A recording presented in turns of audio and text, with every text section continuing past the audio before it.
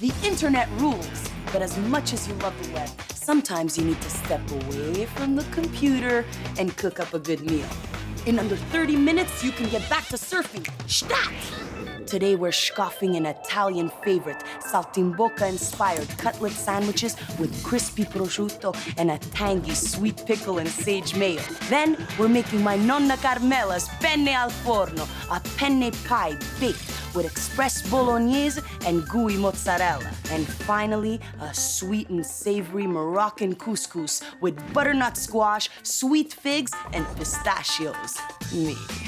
The spice agent reports on Sage. Sage brings you back childhood memories of warm kitchens and beatings. Panos gives us the lowdown on veal. Chrysler. It's a touchy subject, bro. Hans yaps about couscous. Semolina say, what? What? Anyways, at least he shaved that choof. You're watching Nadia G's Bitchin' Kitchen 2.0.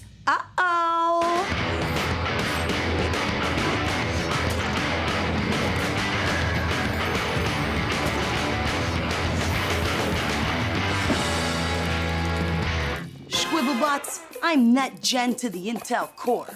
Last year, I even won Digital Media Woman of the Year. Let me show you the trophy. It's an expensive trophy. It's got weight. Yep, the web has changed the world. You have a question? Boom, you find the answer. You want to start a business? Tack, you build a site and fail. So in honor of the freedoms bestowed upon us by the digital age, we're gonna cook up 3 high-speed suppers fast, so you could get back to the important things, like tweeting about my shoes. Shpak, let's get cooking. We're making a saltimbocca-inspired veal cutlet sandwich. And here, I've got some organic free-raised veal. Now what we're gonna do is we're gonna pound it nice and thin, but not too thin though. You wanna taste the meat, not just breading.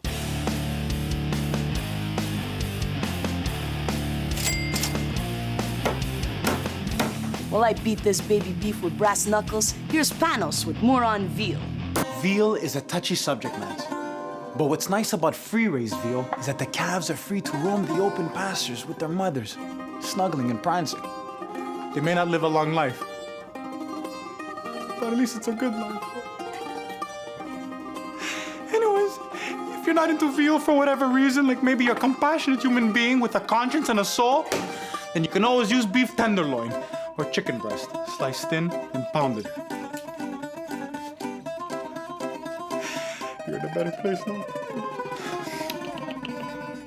Thanks, Panos. Now that our veal is nice and thin, we're gonna dip it in beaten eggs and then coat it in Italian seasoned breadcrumbs. This stuff's amazing. You've got garlic in there, parsley, all kinds of herbs. It's gonna be delicious. Now, fry it up in 350-degree canola oil for about a minute and a half per side. You can use any oil you like, anything with a high smoke point. Give my digits a rinse.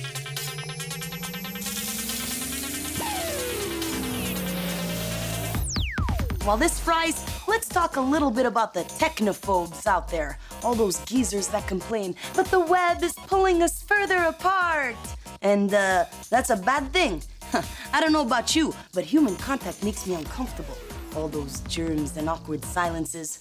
To go out and party, that's one thing. But the trek all the way to a neon-lit coffee shop so I can exchange the in-person equivalent of 2 emoticons. Now get out of here. Whatever you have to say, 140 characters sufficient. Unless, as I mentioned, it's a party.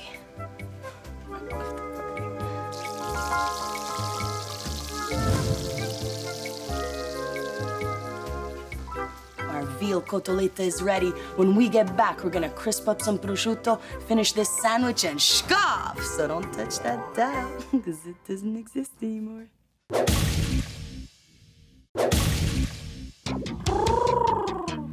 Welcome back. Today, we're yapping about the internet and cooking up some high-speed suppers. Man, you gotta love the web. You can find everything you're looking for. And a couple of things you never wanted to find, like Hans's other income source. Miss G! Why you gotta tell them about my origami site? Our veal schnitzels are ready. Now we're gonna fry up some prosciutto di Parma for a salty saltimbocca kick. Now, saltimbocca is basically a fried cutlet wrapped in prosciutto, and it literally translates to jumps right into your mouth. Saltimbocca. But between you and me, I think if you ask the prosciutto and the cotolette, they probably have a very different version of the events, huh?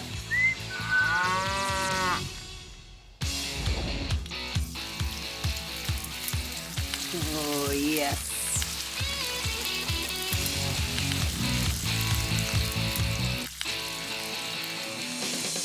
Beautiful. In my book, the only thing more beautiful than crisp prosciutto is this trophy. Solid glass, huh? Not cheap. Now, we're gonna make a sweet pickle and sage aioli. Grab about 8 sweet gherkins and mince. If you don't like pickles, you can always use capers. Mince up a couple of leaves of sage.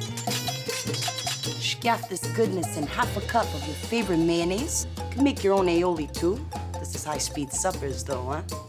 Time, got no time. And mix it up. Makes me a bit uncomfortable, the sound this mayonnaise is making, huh?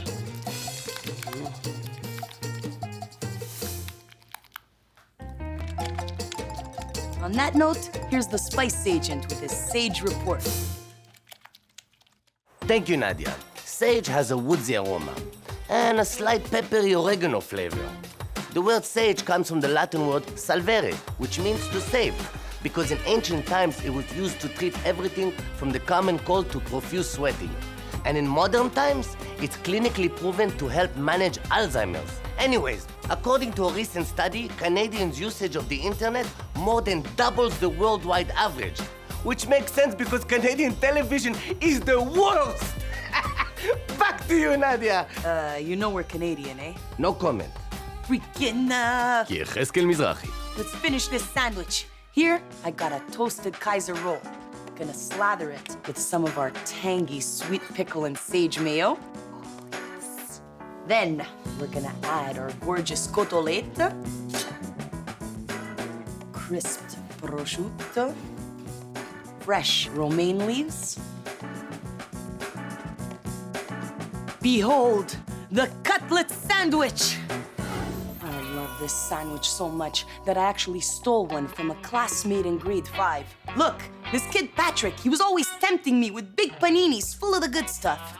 Eventually, I couldn't take it anymore. I memorized his locker combination, waited until recess, broke into his locker, and stole his cutlet sandwich. Never mind joyriding. It was cotolette that led me to a life of crime, bro. One sandwich turned into whole lunch bags, and before I knew it, I was in juvie, singing Kumbaya with a bunch of toothless teens. Kumbaya, my... Kumbaya. The counselor had Tourette's. Watch out with cotolette.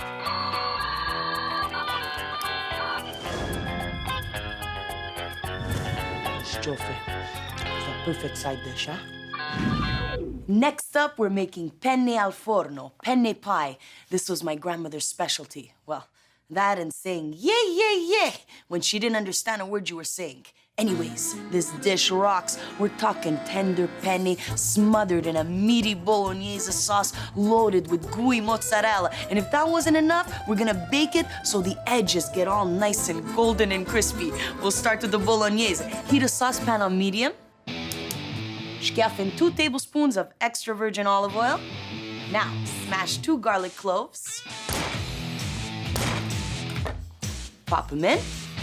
Add a big pinch of hot chili flakes and shuffle it around for a minute until the garlic is nice and golden and fragrant. Now, we're gonna add 1 minced red onion and saute for about 10 minutes until you get some nice crispy edges. Throw in ½ a pound of organic ground sirloin. Oh!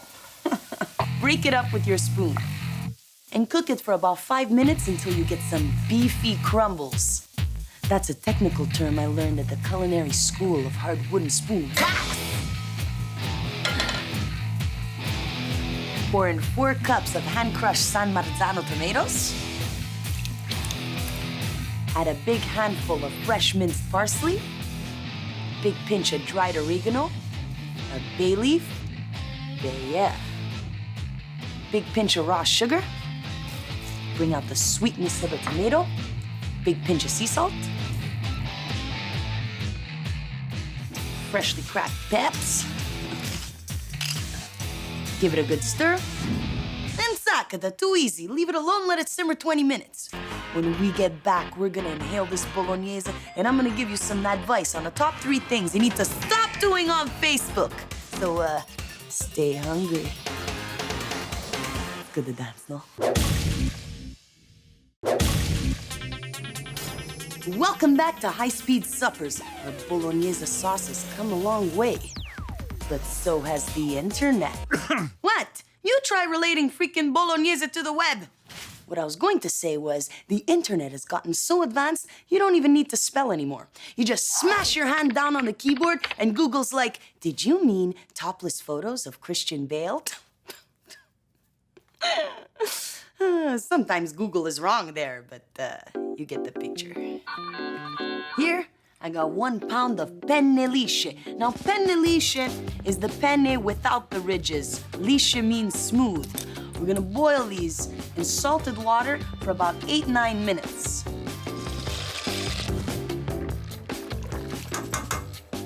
We only want to par-cook the pasta because then we're gonna be scaffing it in the oven for half an hour and you don't want it to get all mushy.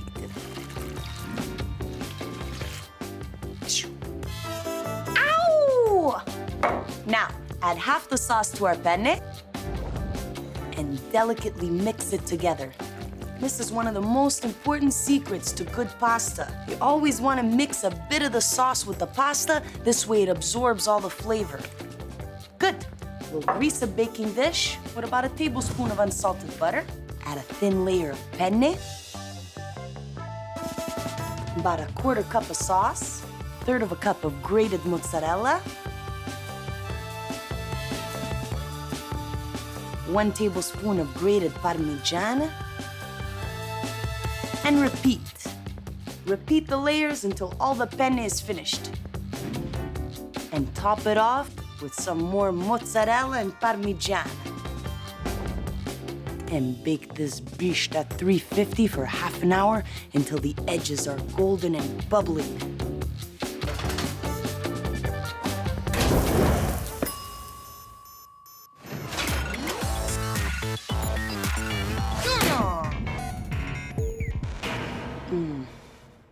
The golden, bubbling cheese. Man, my family used to literally fight over the crispy corners and my tattoos and why I didn't get a real job instead of making stupid videos on the internet. But who's laughing now, huh? They are. I have some ridiculous tattoos, honestly.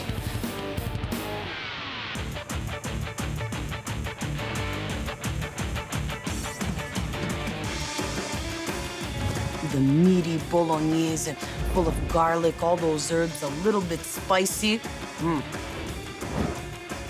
And the pasta, all tender, contrasted with those bitchin' crunchy bits. This is so good, it deserves a hashtag.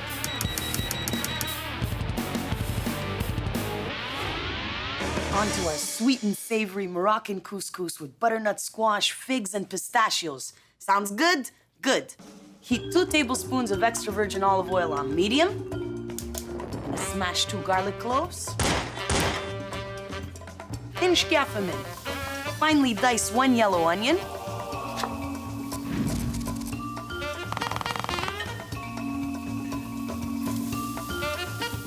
Now, add a teaspoon of cumin, a teaspoon of turmeric, and a teaspoon of cinnamon. And fry it up for a few minutes.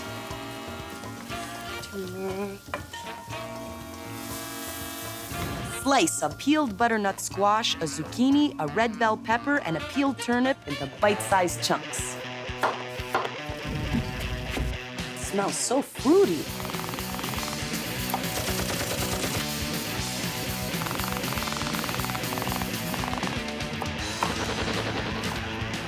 Now dice up 1/2 cup of dried apricots and 1/2 cup of dried figs. This is the trick with this couscous. You need some of that dried fruit to give it a sweet kick. Pop the dried fruits in the pot, along with the turnips and red bell peppers, because they take the longest to cook. While this gets going, here are the top 3 things you need to stop doing on Facebook. Stop tagging people in useless calendars designed by the colorblind. You don't say. Your birthday's on June 4th and mine's on May 12th. That's crazy. Who cares?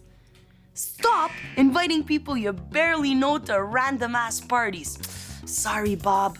I won't be able to make it to your vegan vampire bubble tea party. I have other, less enraging plans.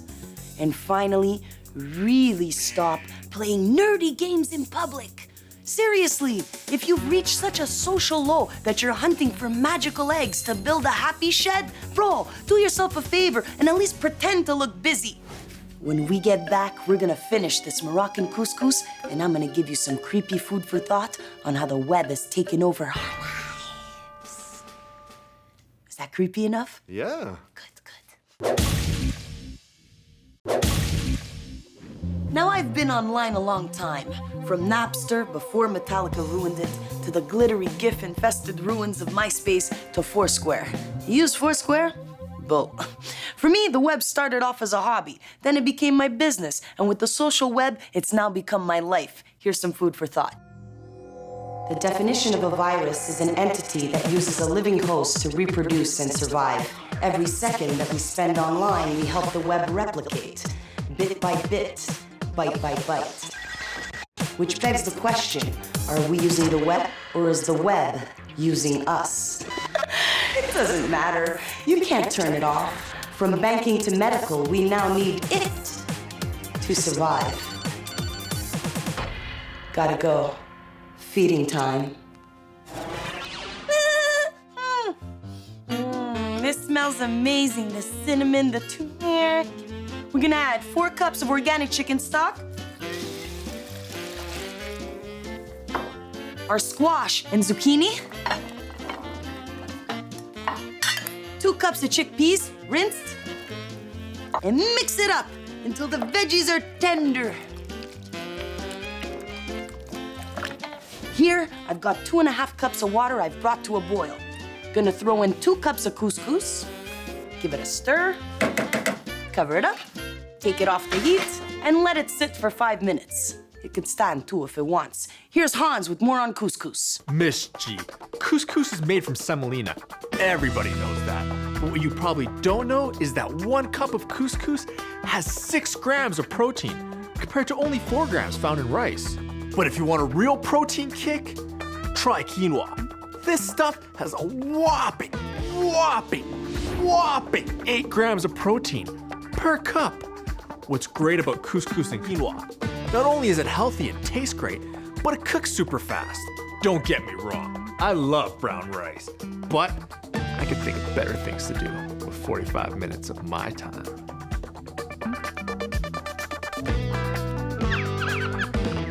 Thanks, Hans. Now, we're gonna fluff our couscous,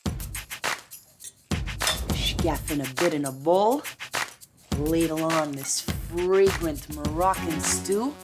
So nice. Top it off with some roasted pistachios, a sprinkle of fresh minced coriander, and buon appetit, habibti. The sweet figs, the tender butternut squash, then you got those pistachios, and a little bit of crunch. What I love most about this dish is how easy it is to shovel into your mouth. Perfect for when you're stalking your high school enemies on Facebook. Marco, Vanessa.